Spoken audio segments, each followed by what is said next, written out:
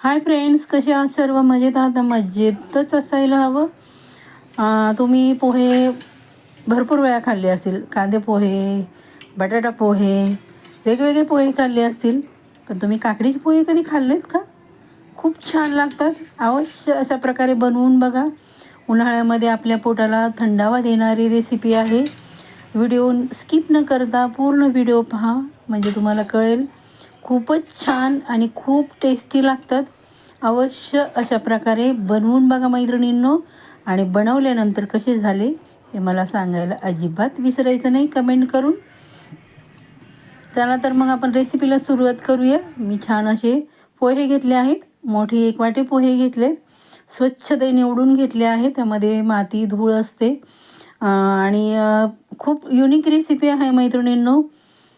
पहिल्यांदा तुम्ही पाहत असाल तर जरूर अवश्य अशा प्रकारे बनवून बघा. छान असे मी स्वच्छ ते 2-3 पाण्याने धुवून घेतले आहेत. त्यानंतर आपण एक काकडी घेतली आहे. त्याचं साल काढून घ्यायचं आहे, कारण काकडीचं साल जरा थोडंसं जाडसर असतं. अशा प्रकारे तुम्ही साल काढून घ्यायचं. काकडी म्हणजे थंडावा देणारी आहे. उन्हाळ्यामध्ये कसं होतं, जेवण कमी जातं. मग तुम्ही अशा प्रकारे नाश्त्याला म्हणा, संध्याकाळी तुम्ही जेवणामध्ये पण हा पदार्थ बनवून खाऊ शकता, कारण छान असं पोटाला थंडावा देणारी रेसिपी आहे मैत्रिणींनो. छान अशी काकडीचं साल काढून घ्यायचं आहे आणि खूप टेस्टी लागतात काकडीचे पोहे. अवश्य करून बघा अशा प्रकारे. त्यानंतर आपण साल काढून घेतलं आहे. काकडी अजिबात कडू नये, आपण टेस्ट करून घेतली. त्यानंतर आपण किसून घेणार आहोत. किसल्यामुळे ती छान अशी पोह्यामध्ये एकसारखी होते आणि चव म्हणाल ना तर अप्रतिमच लागते बघा. अशा प्रकारे काकडी किसून घ्यायची. तुम्हाला हवं असेल तर तुम्ही जास्त काकडीचा समावेश येथे करू शकता. हे बघा, मी अशी किसून घेतली आणि जे आपण धुवून ठेवले होते पोहे, त्यामध्ये आपण छान असं मिक्स करून घेणार आहोत. एक नंबरच रेसिपी बघा. तुम्ही पहिल्यांदाच अशी रेसिपी पाहत असाल. बघा, छान असे मस्त कालवून घ्यायचे आहेत. हे बघा, अशा प्रकारे मी छान असे सर्व पोहे ताटामध्ये घेऊन कालवले आहेत बघा. काकडी एकदम एकत्र करून. त्यानंतर आपण कढईमध्ये 2 चमचे तेल टाकलं आहे. मी येथे तेलाचा वापर जरा जास्त केला आहे, कारण पोहे एकदम अगदी संध्याकाळपर्यंत सकाळी बनवले तर मऊ राहतील, एवढे छान लागतात. त्यानंतर आपण छान असे मोहरी टाकली आहे. मोहरी छान अशी तडतडून द्यायची. पूर्ण तडतडून दिल्यानंतरच आपण त्यामध्ये जिरे टाकायचे. नाहीतर जर तुमची मोहरी कच्ची असेल ना, तर त्याची चव चांगली लागत नाही ते दाताखाली आल्यानंतर. आणि फोडणी छान द्यायची. त्यानंतर आपण जिरे टाकले आहे. जिरे पण छान असे तडतडून द्यायचेत. आणि एक बारीक चिरलेला कांदा घेतला आहे मी, मध्यम आकाराचा, एकदम बारीक चिरून घेतला आहे. आणि मिरची घेतली आहे. तिखट मिरची आहे मी 3 मिरच्या घेतल्या आहेत. तिखट तुम्ही तुमच्या आवडीप्रमाणे घेऊ शकता, कमी जास्त करू शकता. हे बघा, अशा प्रकारे आपण छान असं हे करून घेणार आहोत, भाजून घेणार आहोत कांदा सोनेरी रंग येईपर्यंत. त्यानंतर मी मुठभर शेंगदाणे घातले आहेत. तुम्हाला हवं असेल तर तुम्ही अगोदर शेंगदाणे तळू शकता, पण काय होतं, शेंगदाणे अगोदर जर घातले ना तर ते करपतात. म्हणून मी कांद्याबरोबर छान असे ते तळून घेणार आहेत, कारण खूप छान लागतात बघा. अशा प्रकारे तुम्ही कांद्याबरोबर जर टाकले ना, छान बघा, आपला कांदा छान सोनेरी रंग येईपर्यंत छान परतून झाला आहे बघा. आणि खूप सुंदर लागतात पोहे. चॅनलला तुम्ही अजूनही माझ्या सबस्क्राईब केलं नसेल तर पटकन सबस्क्राईब करून घ्या. बाजूचे जे बेल आयकॉन आहे ते प्रेस करायला अजिबात विसरायचं नाही, म्हणजे प्रत्येक येणाऱ्या नवीन व्हिडिओचं नोटिफिकेशन लगेचच मिळेल. त्यानंतर एक टॉमॅटो मी बारीक चिरून घेतला आहे.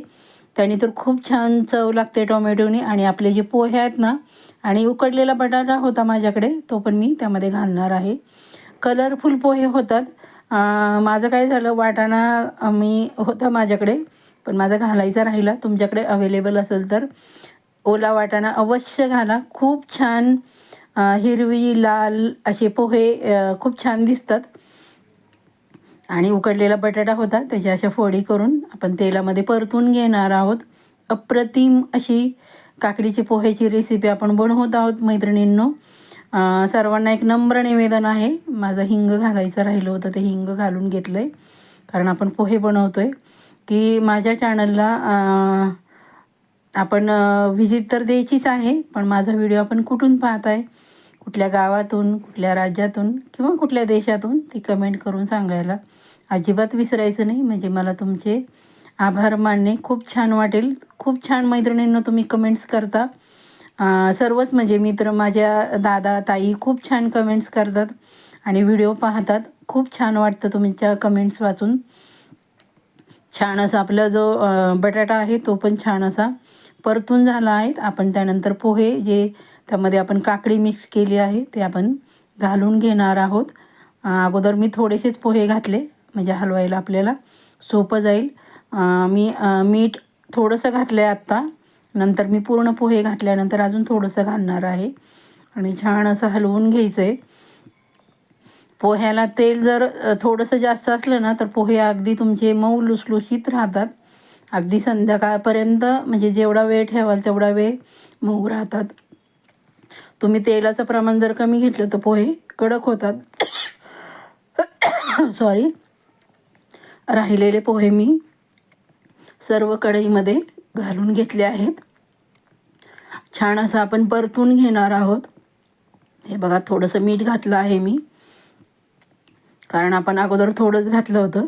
चवीप्रमाणे तुमच्या घालायचं आहे, तुम्हाला कमी जास्त कसं लागतं त्या प्रमाणात. छान असे पोहे हलवून घ्यायचे आहेत. एक नंबरच लागतात. उन्हाळ्यामध्ये अवश्य अशा प्रकारे वेगळी रेसिपी बनवून बघा. तुमच्या घरामध्ये तुम्हाला सारखे सारखे बनवायला लावतील एवढी टेस्टी होते आणि मुलं तर आवडीने खातील बघा. कारण आपण आता इथे कोथिंबीर पण टाकणार आहोत. म्हणजे हिरवा रंग आला आहे, टॉमॅटोने लाल रंग आला आहे, हिरवी मिरची आहे, बटाट्याची टेस्ट आहे आणि शेंगदाणे पण आहेत. म्हणजे पोहे ना अप्रतिम आणि महत्त्वाचं म्हणजे हेल्दी आपला नाश्ता तयार होत आहे बघा. खूप सुंदर असे आपण परतून घेतलेत बघा. बघू शकता आपण, कलरफुल दिसत आहेत. मुलं अगदी आवडीने खातील एवढे छान असे आपले पोहे तयार झाले आहे. काकडीचे पोहे जे तुम्हाला मी आता डिशमध्ये सर्व करून दाखवते मैत्रिणींनो.